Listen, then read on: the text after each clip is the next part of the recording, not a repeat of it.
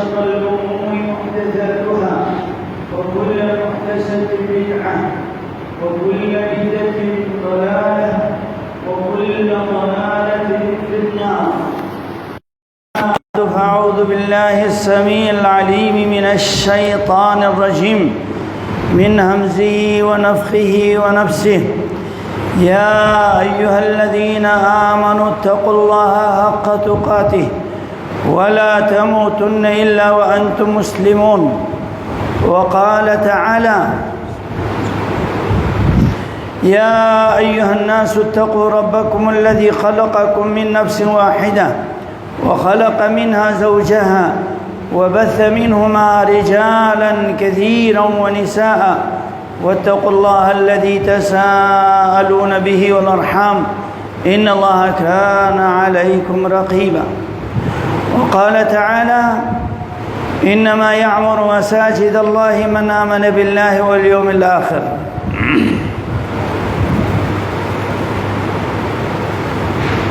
اللہ کریم اللہ مہربان کے لیے ہر قسم کی تعریف تمجید بزرگی ہیں. وہ رب العالمین ہر قسم کی عیوب نقائص کمزوری اور کمی سے وہ مبرہ ہے، پاک ہے. ہر عیب سے، ہر شریک سے اور ظلم زیادتی سے، کمی کوتاہی سے وہ بری ہیں. انگنت صلاۃ و سلام محمد الرسول اللہ صلی اللہ علیہ وسلم پر ہو اور آپ کے آل پر، آپ کے اصحاب پر اور آپ کے متبعین اور محبین پر ہو. اللہ ہم پر بھی اپنے رحم کرم سے رحمت نازل فرما جو سچے نبی کے متبعین اور محبین ہیں. رب تعالی نے بندوں پر دو قسم کے عبادات فرض کیے ہیں. ایک عبادت ہے بدنی، جسمانی، جس میں آپ کو نماز کے ذریعے پیدل چل کے آتے ہوئے اٹھک بیٹھک کرنا ہے، اور اسی طرح بھوک پیاس برداشت کرتے ہوئے روزہ رکھنا ہے. یہ سارے بدنی عبادات ہیں. سفر کے لیے مسجد الحرام تک عمرہ اور حج کا سفر یہ مشقت ترین سفر ہے، اور جہاد فی سبیل اللہ کے بعد کہ یہ کام ہے جسے خواتین کے لیے حج کو جہاد قرار دیا ہے، جس میں جسمانی مشقت کے ساتھ ساتھ مالی صدقہ خیرات بھی ہیں.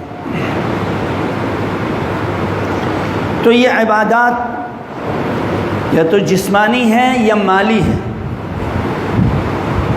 جسم بھی اللہ کی دی ہوئی ہیں کہ اس رب نے آپ کو ہاتھ پیر اعضاء درست صحت مند جسم عطا کی، اور اس کی بقا کے لیے، اس کی حفاظت کے لیے اللہ نے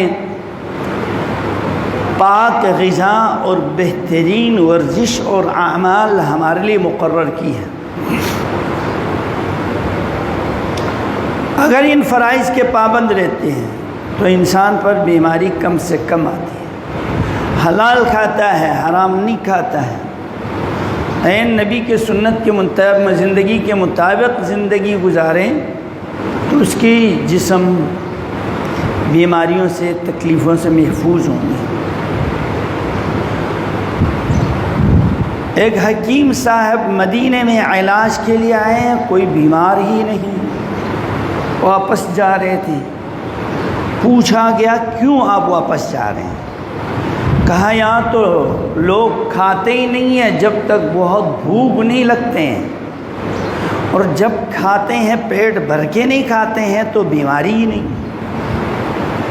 بیماری سارے ہماری بد پرہیزی سے ہیں، اعتدال سے ہٹ کر چیزیں کھانے کی وجہ سے ہیں.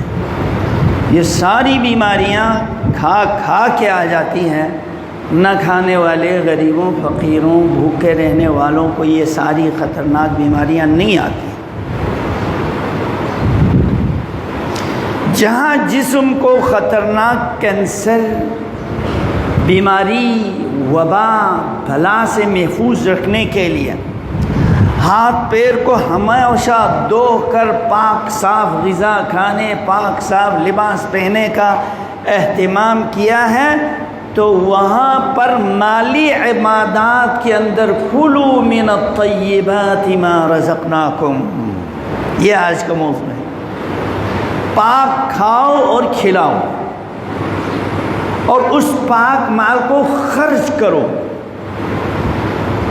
تمام انبیاء کو، اولیاء کو، ایمان والوں کو حکم دی کہ تم لوگ خرچ کیا کرو، کھاؤ تو پاک چیز کھاؤ، پاک حلال مال کھاؤ، کماؤ تو حلال مال کھاؤ۔ ہم یہاں کھانے پینے کے لیے نہیں آئے، نہ ہم یہاں رہنے کے لیے آئے ہیں۔ ہم کھاتے ہیں، کماتے ہیں جینے کے لیے، تاکہ انسان کو زندگی باقی رکھنے کے لیے ایک ٹائم، 2 ٹائم، 3 ٹائم کھا لیتا ہے۔ یہ ہماری مجبوری ہے اور یہ فرض ہے۔ لا تلقوا بأیدیکم الی التہلکہ، اپنے آپ کو ہلاکت میں مت ڈالو کھانا پینا چھوڑ کر۔ اللہ کے نبی نے منع فرما دیا کہ اس طرح مسلسل بھوکے روزہ مسلسل رکھنا، کھائے پیے بغیر بیٹھے رہنا، اور مسلسل عبادات کرتے کرتے سونا نہیں، آرام نہیں کرنا۔ فرمایا وَلِنَفْسِكَ عَلَيْكَ حَقٌّ وَلِزَوْجِكَ عَلَيْكَ حَقٌّ، اس نفس کا بھی حق ہے، جسم کا بھی حق ہے، بیوی بچوں کا بھی حق ہے۔ آتی کل ذی حق حقہ، جو اس کے حقدار ہے اس کو صحیح اس کا حق پہنچا دو۔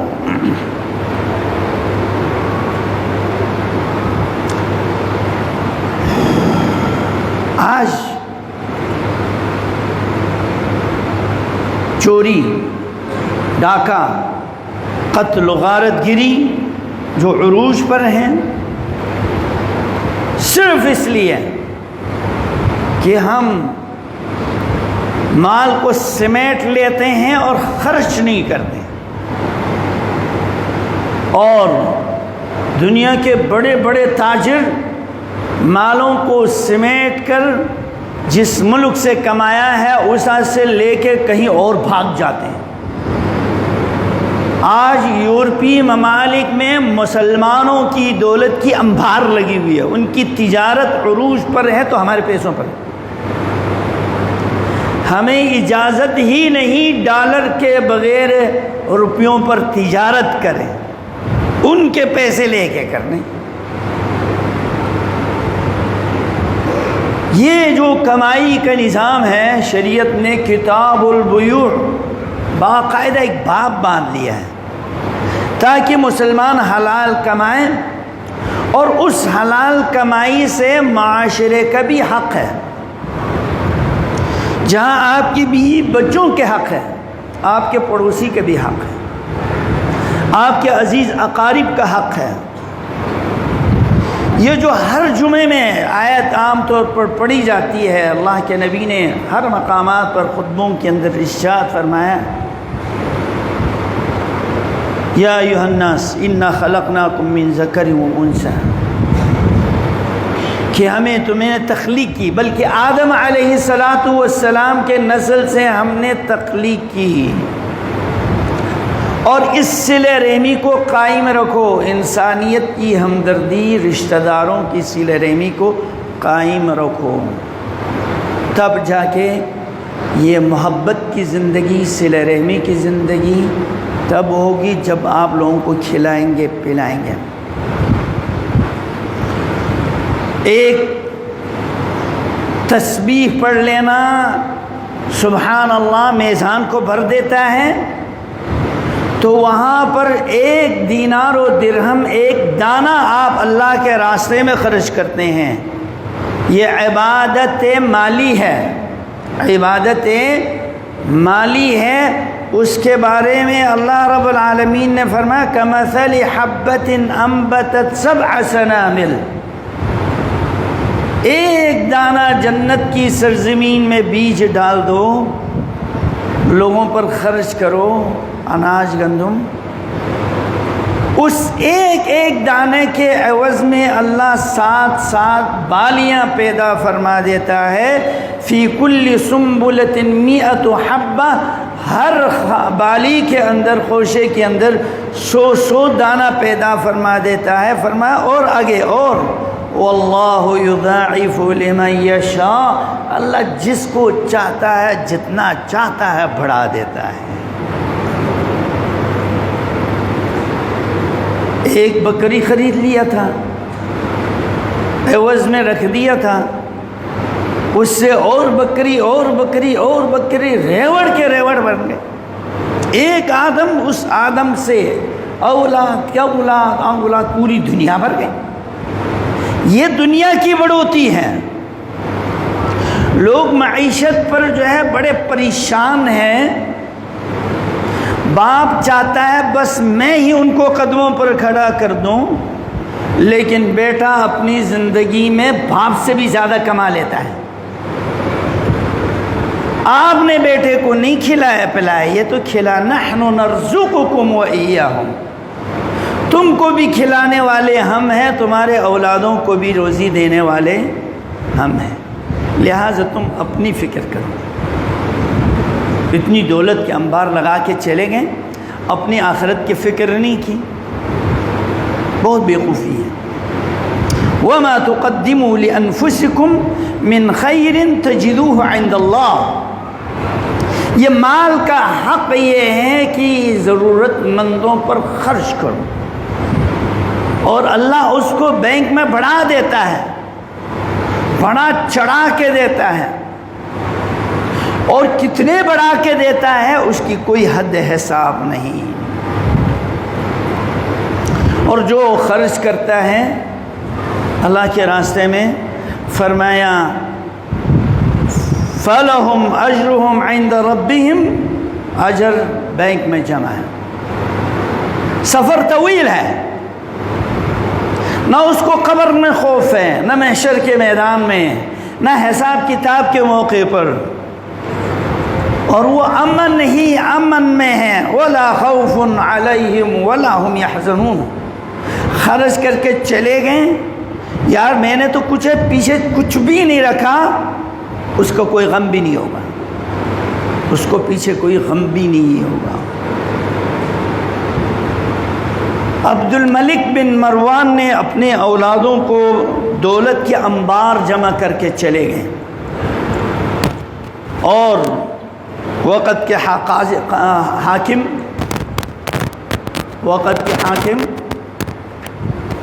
بہت دولت کے انبار لگا کے چلے گئے۔ اس کے بعد عمر بن عبدالعزیز آئے، وہ دنیا سے جا رہا ہے، اولادوں کے لیے کچھ بھی نہیں چھوڑا، سب کچھ خرچ کر کے بچوں سے بولا دیکھو میرا سفر بہت طویل ہے، مجھے معاف کر دو، میں نے تمہارے لیے کچھ بھی نہیں رکھا، اللہ ہی تم لوگوں کے رازق مالک ہے، میں انہی کے اللہ کے تمہیں حوالہ کر کے جا رہا ہوں۔ بچوں کو فقیر مسکین چھوڑ کے چلے گئے۔ بیگم نے جو نکاح کے موقع پر لاکھوں کی جو زیورات لے کے آئے تھے وہ بھی خزانے میں جمع کر دی۔ وہ فاطمہ انتہائی اللہ کی ولی خاتون، کہا مجھے عبد الملک تم چاہیے، مجھے یہ زیورات نہیں چاہیے۔ دنیا سے گئے، گھر میں خرچ کرنے کے لیے کچھ بھی نہیں عبدالعزیز کے گھر میں، عمر بن عبدالعزیز کے گھر میں۔ خازن نے کہا فاطمہ سے تمہارا وہ جو زیور دیا تھا واپس لے لو، اب عمر بن عبدالعزیز تو چلے گئے، وہ تو تمہاری ہے۔ کہنے لگی میں اپنی خاوند کی زندگی میں اس کی اطاعت کی، تو اب اس کی دنیا کے جانے کے بعد اس کی خلاف ورزی نافرمانی نہیں کروں۔ پھر جب تجارت اور جہاد قتال کے اندر جو مال غنیمت ملے، تجارت کے منفعت ہوئے، اپنے علاقے کے ملک امیر ترین بچوں میں سے بن گئے عمر بن عبدالعزیز کے بیٹے۔ عبد الملک بن مروان کے لڑکے بغداد کے گلی کوچوں میں بھیک مانگ رہے تھے، جو حکومت کی دولت کو لوٹ کر اپنے بچوں کے گھروں میں انبار لگا دیے تھے۔ اللہ ہمارے جو سابقہ حاکم ہیں، حالیہ حاکم ہیں، آنے والے حاکم ہیں، ان کو عمر بن عبدالعزیز کی سنت پر چلنے کی توفیق عطا فرمائے۔ یہ جو کسی کو نہیں لگی بیماریاں لگی ہوئی ہے جنہوں نے حکومت کیا ہے، یا بیماری بناوٹی ہے یا اصلی ہے، کسی کو اصلی بیماری لگی ہوئی ہے، کسی کو نقلی بیماری لگی ہوئی ہے، لیکن ملک، وطن، عزیز، اقارب سب سے دور کر دیا گیا ہے۔ آج تم کو اپنے ملک وطن سے دور کر دیا گیا ہے، کہیں یہ نہ ہو قیامت کے دن جنت سے بھی تمہیں دور کر دیا جائے۔ تلک الایام نداولها بین الناس، یہ تاریخ بدلتی رہتی ہے، یہ دولت ایک آدمی کے ہاتھ میں نہیں رہتے۔ مالک الملک تؤتی الملک من تشاء وتنزع الملک ممن تشاء وتعز من تشاء وتذل من تشاء بیدک الخیر انک علی کل شیء قدیر۔ حاکم ہمیشہ حاکم نہیں رہتے ہیں، فقیر ہمیشہ فقیر نہیں رہتے ہیں، بیمار ہمیشہ بیمار نہیں رہتے ہیں، صحت مند ہمیشہ صحت مند نہیں رہتے ہیں، زندہ آدمی ہمیشہ زندہ نہیں رہتے ہیں، دنیا سے چلے جاتے ہیں۔ کچھ جاتے ہیں تو نام و نشان مٹ کر جاتا ہے، اس کے پیچھے اولاد تک بھی رب ارحمہما کہنے والے نہیں ہیں۔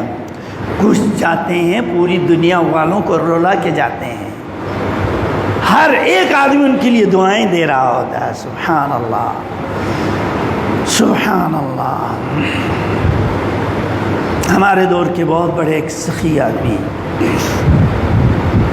شیخ عبدالعزیز بن باز، عبداللہ بن عبدالعزیز بن باز، طلباء علماء پر خرچ کرتے گئے، سبحان اللہ۔ ہر عالم اور داعی کو افریقہ سے لے کر یورپی ممالک اور ایشیائی ممالک، بہت سارے پاکستان کے جن کو میں بھی جانتا تھا، ماہانہ 600 ریال تنخواہ بیچتے رہے، اور ان کی تنخواہ بھیجنے کے لیے ان کے پاس فنڈ نہیں ہوتے تو قرضہ لے کر بیچتے رہے۔ جب دنیا سے جا رہے تھے ان کے اوپر کروڑوں ریال قرضے تھے، کروڑوں ریال قرضے لے کے خرچ کر رہے۔ جنازہ پڑھانے سے پہلے اعلان کر دیا شیخ کے نام پر اتنے قرضے ہیں، کون اس کو ادا کرے گا؟ بڑے بڑے کمپنیاں آگے آ گئی، میں ادا کروں گا۔ پھر شیخ کے خاندان کے جو امیر ترین لوگ ہیں ان کو اجازت دی گئی کہ یہ حقدار ہے ادا کرنے کی، انہوں نے ادا کر۔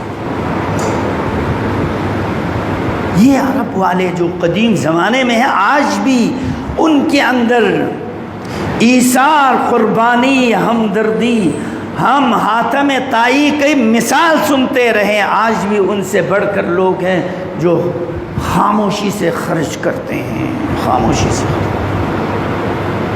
اور ایک اللہ کے ولی کے گھر میں گیا ہوں مدینے میں، مسجد نبوی، مسجد حرام کا چیئرمین، سدیس سے پہلے والے کا،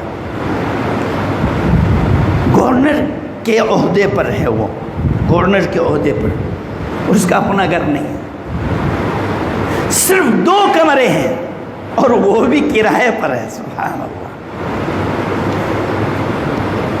اور یہ ریٹائر ہوئے ہیں تو ہمارے ایک دوست کو کہنے لگے میرے ریٹائرمنٹ کے پیسے آنے والے ہیں، انشاءاللہ میں جامعہ بکر کو بھیج دوں گا، پیغام دے دیا۔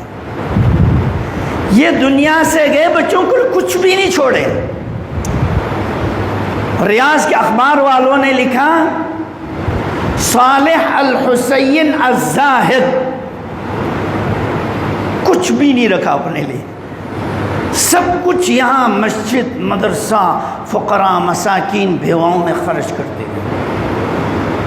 امریکہ والوں نے بلیک لسٹ میں ڈال دیا، یہ باہر سے پڑھ کے آیا تھا کہ اس کو بند کر دو، وہاں کی حکومت نے اس کو اور وزارت سے اور نواز دیا، اونچا کر دیا اس کو۔ بھائی اللہ سے ڈرو، اپنی آخرت کا فکر کرو۔ یہ دنیا کی جو تجارت ہے وقتی ہے۔ یمحق اللہ الربا ویربی الصدقات۔ تم کو لگتا ہے سود کے اندر بڑے فائدے ہیں، نہیں، اصل فائدے تو صدقات و خیرات کے ہیں۔ واللہ لا یحب کل کفار اثیم۔ یہ دنیا کو سمیٹنا کافروں کا کام ہے، یہ گناہ کا کام ہے، کیونکہ کافروں کو دنیا پر صرف ایمان ہے، اہل ایمان کو تو آخرت پر ایمان ہے۔ رب تعالیٰ نے صدقہ کی بڑی شان میں بے شمار آیات ارشاد فرمایا ہے۔ نبی صلی اللہ علیہ وسلم نے حضرت بلال سے فرمانے لگے، یہ غلام ہے، فقیر مسکین ہے، پھر بھی اسے کہتا انفق بلال، خرچ کیا کرو بلال، جو ہاتھ میں آ جانا خرچ کر لیا کرو۔ وَلَا تَخْشَ مِنْ ذِي الْعَرْشِ إِقْلَالًا، وہ صاحب عرش والے سے کمی کی فکر نہیں کرو، تم جتنا دو گے اس سے زیادہ اللہ تمہیں دے دے گا۔ فرشتوں کی ڈیوٹی لگا دیا ہے، اللہم آت منفقا، اے اللہ دینے والوں کو تو اور عطا کر دیں، روکنے والوں پر رزق تنگ کر دے، والعیاذ باللہ۔ امتحان ہے آج دنیا والوں پر، پھر اس کورونا نے جھنجھوڑ دیا ہے، اور پیسوں کو بینکوں میں جمع رکھ کر سب کچھ یہیں چھوڑ جائیں گے، دو کفن میں چلے جاؤ گے، اس قبر میں جو کام آئے گا تمہارے لیے خرچ کیا ہوا کام آئے گا۔ کل امرئ فی ظل صدقتی حتی یقضی بین الناس، صحیح الجامع کی صحیح روایت ہے۔ قیامت کے دن دھوپ سیری کے اوپر، سر کے اوپر تپتی ہوئی دھوپ ہوں گے، پسینے سے شرابور ہوں گے، لیکن جن لوگوں نے خرچ کیا ہے وہ صدقہ اس کے لیے سایہ بن کے رہے گا، وہ صدقہ اس کے قبر کے لیے ٹھنڈک کا ذریعہ ہوگا، وہ صدقہ محشر کے میدان میں عرش کے سایہ نصیب کر دے گا۔ جو 7 آدمی جن کے بارے میں فرمایا، سبعۃ فی ظل یوم لا ظل الا ظلہ، رجل تصدق بیمینہ، چپ کر کے دائیں ہاتھ سے دے دیا، بائیں کو پتہ بھی چلنے نہیں دیا، خفیہ دیا۔ سفید پوش لوگ ہیں، نہیں چاہتے اپنا چہرہ دنیا والوں کے سامنے ظاہر ہو، تو اللہ ان لوگوں کو قیامت کے دن سایہ نصیب کر دے گا۔ اللہ نے اپنے نبی کو حکم دیا، خذ من اموالہم صدقۃ تطہرہم وتزکیہم بہا، یوم نصاب کو جب پہنچے زکوٰۃ کے، ان سے لے لو، فرض ہے ان کے اوپر 2.5% کے حساب سے، مال تجارت میں سے، سونے میں سے، اناج گندم پر بھی زکوٰۃ ہے، نکالو ان سے، ان کے مالوں کو پاک کر دو، ان کی جانوں کو پاک کر دو۔ پھر نبی ان پر صلاۃ پڑھ لیجئے، ان کی مغفرت کے لیے دعائیں کیجئے۔ جب زکوٰۃ لے کے آتے اللہ کے نبی دعائیں دیتے تھے، اور جب یہ صدقات خیرات مالے بیت المال کے اندر، مسجد مدرسے کی انتظامیہ کے پاس، فقہ والفر کی جو تنظیمیں، ان کے پاس خصوصی دعا کیا کرو، یہ نبی صلی اللہ علیہ وسلم کی سنت سے، وہ صدقہ جو ہے آپ کی دعاؤں کی وجہ سے ان کے لیے مصیبت کو ٹال دیتا ہے۔ لَتُدْفِعُ عَنْ أَهْلِ حَرَّ الْقُبُورِ، قبر کی حدت اور گرمی کو ٹھنڈا کر دیتا ہے۔ وَإِنَّمَا يَسْتَظِلُّ الْمُؤْمِنُ يَوْمَ الْقِيَامَةِ فِي ظِلِّ صَدَقَتِهِ، قیامت کے دن بھی وہ صدقے کے سائے میں اور بادل کی صورت میں اس پر سائے بہاں ہوں گے۔ اللہ سے دعائیں اللہ ہمیں آنے والے اس ماہ مبارک میں زیادہ سے زیادہ خرچ کرنے کی توفیق عطا فرمائے۔ روزے داروں کے افطار کرانا، روزے رکھنے والوں کے لیے سحری کا انتظام کرنا، جن کے گھروں میں چولہے نہیں جل رہے ان کا خیال رکھنا۔ سن لو، آپ کی رات کے قیام اللیل دن کے روزے سے بھی افضل یہ ہے کہ بیواؤں فقیروں کے گھروں میں راشن پہنچا دو۔ یہ رات کے قیام نفلی عبادت ہے، دن کا روزہ نفلی عبادت ہے، لیکن مسلمانوں کو بھوکوں کو کھلانا یہ فرض ہے، زکوٰۃ نکالنا فرض ہے۔ اللہ کو یہ بہت پسند ہے۔ کتنے لوگ ہیں رمضان میں وہ روزہ تو ایک ہی رکھ لیتا ہے خود، لیکن ہزاروں لوگوں کے روزے کا ثواب بھی سمیٹ لیتا ہے ان کے روزوں میں کمی کیے بغیر۔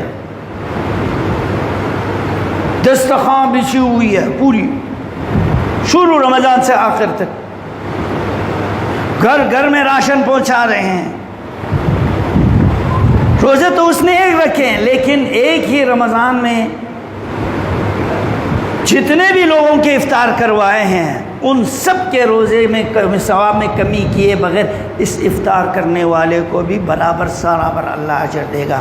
اللہ ہمیں اس مختصر زندگی میں بہت زیادہ نیکیوں کی جو مواقع اللہ نے ہمیں دی ہیں، اللہ اس کو حاصل کرنے کی توفیق عطا فرمائے۔ سبحانک اللہم و بحمدک اشہد ان لا الہ الا انت۔